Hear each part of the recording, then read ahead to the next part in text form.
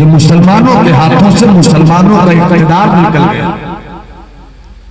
مسلمانوں کے ہاتھوں سے مسلمانوں کی حکومت چھین لی گئی۔ وجہ یہ تھی کہ ہم نے قرآن کا رشتہ توڑ کر بدعملی سے اپنا رشتہ جوڑ رکھا تھا۔ ماشاءاللہ، اسلام روس سے مانو ختم ہو رہا ہے۔ اسلامی اقتدار کو روس کی اشتراکیت نے اپنے پنجے ظلم و استبداد میں سمیٹ لیا تھا، اور سخت ترین قانونیت تھا کہ روس میں کسی بھی مسلمان کے گھر کے دروازے پر بھی اگر عربک لٹریچر کا کوئی ورق بھی پا لیا جائے تو اس گھر کے بیٹوں کو اور بیٹیوں کو جیل کی آئین سلاخوں کے پیچھے ڈال دیا جائے گا۔ کوئی صورت نہیں تھی کہ وہاں پھر سے اسلام کا سورج طلوع ہو، کہیں سے کوئی راستہ نہیں دکھتا تھا، مگر اقبال کا یہ شعر کہ چین و عرب ہمارا، ہندوستان ہمارا، مسلم ہے ہم، وطن ہے سارا جہاں ہمارا، باطل سے دبنے والے اے آسمان نہیں ہم، سو بار کر چکا ہے تو امتحان ہمارا۔ یہی حالات تھے روس کے، دور دور تک کہیں سے اسلام کے بیٹوں کو اسلامک صاحبان میں زندگی گزارنے کی راہ نہیں مل رہی تھی، مگر وہاں کے غیور اسلام کے بیٹوں نے کس طریقے سے اپنے گھروں کے بچوں کے سینوں میں، اپنے بچیوں کے سینوں میں اسلام کی قندیلیں فروزہ کی ہیں، آپ اسے پڑھیے، محسوس کیجئے۔ نعرہ تکبیر، نعرہ رسالت، حدیث کی کتابیں رکھی نہیں جا رہی تھی، ایسے موقع پر کس طرح سے وہاں کے مسلمانوں نے اسلام کو بچایا، اپنے بیٹوں کو بچایا، اپنی بیٹیوں کے سینوں میں اسلام رکھا۔ بس اس کو آپ ملاحظہ فرما لیجئے کہ اسلامک شہزادوں کے گھروں میں عربی کتاب ظاہر نہیں ہوتی تھی، قرآن مقدس ان کے گھروں میں موجود نہیں ہوتا، مگر اپنے گھروں میں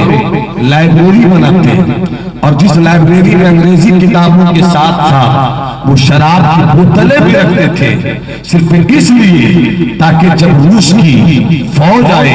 اور گھروں پر دھاوا بولے تو وہ دیکھ لے کہ ہم نے اس گھر میں شراب پہنچا دیا ہے،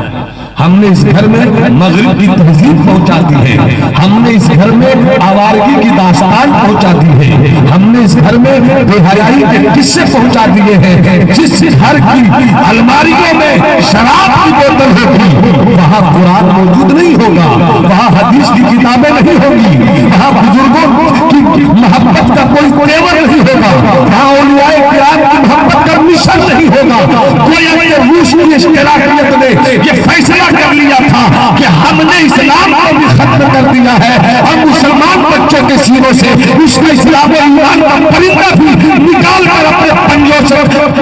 اسے مار رکھا ہے، مگر قربان جائیے اسلام کو ان شہزادوں کے جنون عشق پر، اسلام کو ان بیٹوں کی فکر و نظر کی غیرت ایمانی پر، کہ جب وہ اپنے گھروں کی لائبریریوں میں شراب کی بوتل رکھتے تھے تو اسی لائبریری کے نیچے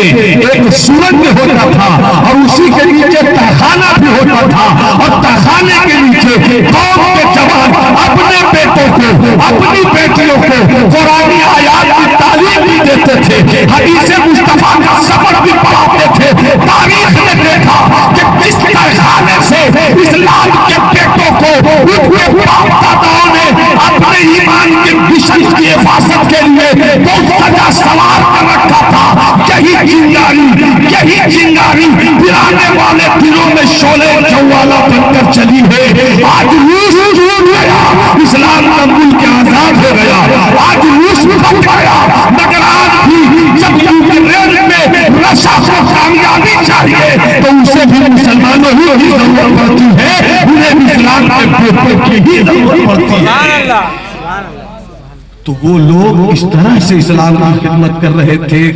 کہ قرآن کو کس طرح سے اپنے بچوں کے سینوں میں رکھا جائے۔ حالات ابھی بہت برے نہیں ہوئے ہیں، مگر اگر ہم اسی طرح بے بسی اور بے حسی کے ساتھ جیتے رہے تو اللہ نہ کرے کہ کل ہمارے گھروں سے بھی قرآن نکال دیا جائے، اور ہم اپنے بیٹوں کو کس طرح سے اور اپنی آنے والی نسلوں کو کس طرح سے محفوظ کر پائیں گے، یہ سوچنا ہمارے لیے وقت کا عظیم تقاضا ہے۔ اور اس کے لیے ضرورت یہ ہے کہ ہم قرآن سے محبت کریں، اور قرآن کو سمجھنے کے لیے کنز الایمان سے محبت کریں، اور کنز الایمان کو سمجھنے کے لیے صدر و فاضل علامہ سید نعیم الدین مراد آبادی کے خزائن الایمان